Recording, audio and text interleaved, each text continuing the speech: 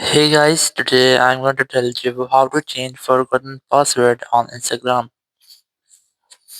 If you are using Instagram and you have forgotten your account password and you want to change your Instagram account password, so let's see how can you do that.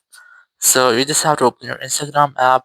Now you have to tap on your profile option in the bottom right corner, and here just tap on three horizontal lines in the top right corner, and then tap on account center here, and now just tap on password and security. Select change password.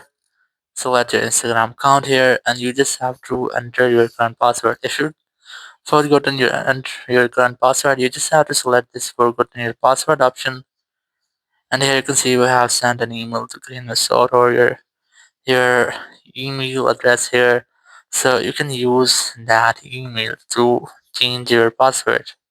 So you just have to tab your new password here. Just enter your new password, then retype your new password, and after that your password will be changed.